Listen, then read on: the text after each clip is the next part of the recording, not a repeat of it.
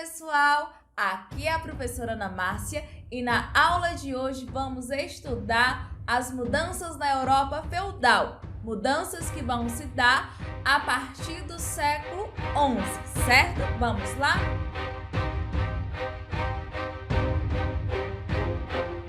Gente, são mudanças que vão se dar principalmente ali no campo da agricultura. Vamos iniciar conversando sobre a expansão das áreas de cultivo. Então, nós vamos ter ali, naquele momento, a partir do século XI, uma expansão na área de cultivo. Drenagem de pântanos, ou seja, retirar o excesso das águas dos pântanos, também a derrubada de florestas, essa expansão dessa área de cultivo, o que não sentia muito lá no período do feudalismo. E aí nós vamos ter algumas inovações técnicas, começando pela charrua. Vocês conseguem observar aqui nessa primeira figura, é uma ilustração do que seria uma charrua na época. Uma charrua é uma espécie de arado, certo? Uma espécie de arado que ela vai ter uma relha de ferro.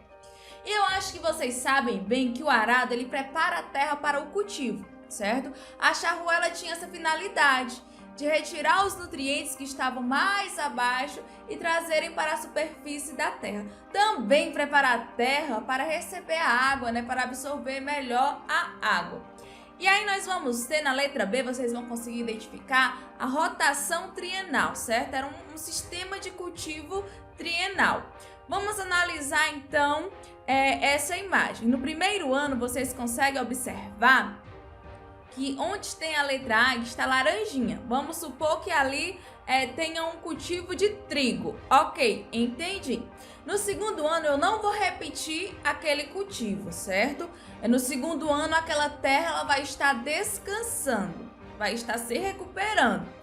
E no terceiro ano eu vou trazer um novo cultivo, certo? Pode ser uma cevada ou qualquer outro cereal. Eu quero que vocês entendam que sempre vai ter um espaço reservado para o descanso e não vai ser repetido o cultivo, sempre vai ser um cereal diferente, certo? Por exemplo, eu não posso plantar trigo em 2 anos seguidos, por exemplo. Eu posso plantar o trigo e em seguida a cevada e no ano seguinte deixando a terra descansar. Isso era o sistema de rotação trienal. E aí nós vamos ter também, como uma inovação técnica da época, um novo modo de atrelar o cavalo, certo? Um novo modo de atrelar o cavalo no arado. Era o cavalo que puxava a charrua, certo? Ele tinha uma produtividade maior que o boi, ele poderia trabalhar até 2 horas a mais do que um boi naquela atividade, tirando que ele era um pouco mais veloz. Então, de início, o cavalo ele era atrelado, era colocado as correias no seu pescoço. Isso acabava sufocando, isso acabava dando uma improdutividade na determinada função de puxar essa charrua. E aí nós vamos ter, então, a partir do século XI, esse novo modo de atrelar o cavalo, que agora seria no peito e ele teria uma resistência melhor, certo? Então esse vai ser o novo modo de atrelar o cavalo e vocês conseguem identificar bem observando essa imagem. E aí nós vamos ter também o aprimoramento e a difusão dos moinhos, certo? Os moinhos que eram movidos à força da água ou do vento. Prestem bastante atenção. Esses moinhos, eles aceleravam a moagem, certo? A moagem dos grãos, acabavam substituindo também a força do homem, desempenhando um papel que ali vários homens seriam responsáveis de fazer, certo? Então nós vamos ter essas inovações. E essas inovações, elas vão gerar um aumento na produção de alimentos, certo? Essas inovações técnicas na agricultura vão gerar um aumento na produção de alimentos. E aí, gente, eu acho que vocês já sabem. Quando eu tenho mais alimentos, as pessoas comem melhor, se nutrem melhor. Então, não vão morrer de doenças associadas também à fome ou mesmo de fome, certo? E aí nós vamos ter um aumento da população também. As pessoas elas vão viver mais, vão ter mais filhos. É tão tal que se for comparar a população do século X para o século XI, é possível observar 150% a mais de pessoas na Europa. Então a gente consegue observar que esse aumento na produção de alimentos favoreceu também, teve como efeito esse aumento populacional, certo? E sabe o que é bem interessante? É que a partir dali, o homem ele não precisa ficar ligado somente às atividades agrícolas. Ou seja, alguns camponeses vão sair do campo e vão para a cidade exercer outros ofícios, outras atividades. Eles vão ser carpinteiros, ferreiros, sapateiros, eles vão exercer inúmeras atividades, né? São os chamados artesãos. E aí vamos ter também os mercadores, que são as pessoas que levam e trazem mercadoria. As pessoas que continuavam lá no campo, por exemplo, elas vão no campo, na cidade, trocar o que produziam no campo por produtos que eram produzidos na cidade, certo? Então nós podemos dizer que a partir dali houve um revigoramento do comércio e também da cidade, certo? Nós vamos ter então um envolvimento melhor da vida nas cidades. E aí vocês conseguem observar nessa imagem as rotas comerciais na Europa no fim da Idade Média. O comércio ele não vai ficar ali só na cidade para o campo mais próximo. Não, ele vai tomar uma expansão maior.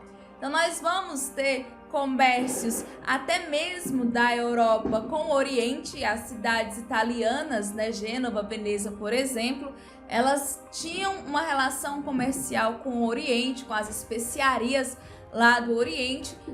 Vamos ter também rotas comerciais terrestres ali na Europa, cidades do sul ligando-se às cidades do norte, ou até mesmo cidades ali do norte, tendo essa relação comercial. Então eu quero que vocês entendam que há uma intensificação e uma expansão do comércio, certo? E aí nós vamos ter as feiras medievais. As feiras medievais, elas são diferentes das feiras dos dias de hoje. Eu acredito que no bairro de vocês deve ter alguma feira semanal, certo? As feiras da Idade Média, elas vão ser diferentes porque elas vão durar de 15 a 60 dias e vão acontecer uma ou duas vezes por ano em uma determinada cidade. A gente sabe que nos dias de hoje elas são semanais, certo? Uma outra diferença das feiras da Idade Média para os dias de hoje é que nas feiras da Idade Média era possível ter feirantes de várias regiões, certo? De regiões muitas vezes bem distantes. E nas feiras dos dias de hoje é bem comum que se venda nas feiras produtos que são produzidos mais próximo, por exemplo, em um sítio mais próximo. Então, tem algumas semelhanças e também diferenças das feiras dos dias de hoje para as feiras da Idade Média. Recapitulando, as feiras da Idade Média, elas duravam de 15 a 60 dias e acontecia uma ou duas vezes por ano, reunindo aí pessoas de diferentes regiões. Gente, e naquela época, cada região tinha a sua moeda. Imagina aí várias moedas diferentes nessas feiras. Para os feirantes conseguirem negociar, né, era necessário uma moeda única. Então nós vamos ter os cambistas. Os cambistas são as pessoas que fazem a conversão, a troca dessas diferentes moedas que chegavam até as feiras. Nos dias de hoje, por exemplo, quando você sai do Brasil e vai para os Estados Unidos, você não consegue gastar a sua moeda. Então, antes de você viajar, você faz essa conversão. Você vai numa casa de câmbio e troca a sua moeda pela moeda do país. Por exemplo, você vai fazer a conversão do real para o dólar. Então é um pouco parecido. Vamos comparar, assim, é meio estranha essa comparação, mas eu acredito que seja um pouco parecido, certo? Era necessário, então, essa atividade cambista, essa troca de moedas. E uma curiosidade, esses cambistas, eles colocavam as moedas em bancos de madeira, né, para fazer essa troca. Por isso que eles vão receber o nome de banqueiros, certo? E aí nós vamos ter essas cidades que vão crescer a partir do século XI, novas cidades vão surgir e as cidades do século XI são diferentes das cidades do início da Idade Média, certo? No início da Idade Média as cidades eram bem pequenas e as atividades exercidas na cidade eram atividades voltadas para a agricultura, voltadas para o campo. E a gente começou a perceber que a partir do século XI, as atividades da cidade vão ser principalmente ligadas ao artesanato e também ao comércio, certo?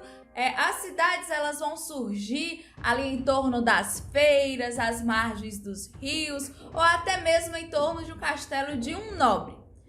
As cidades medievais recebem o nome de burgos e as pessoas que moram na cidade são chamados de burgueses, certo? Eita, e essa palavrinha é tão importante, tanto para esse final de Idade Média também, para o início da Idade Moderna. A gente ainda vai falar muito sobre essa palavra, sobre os burgueses, certo?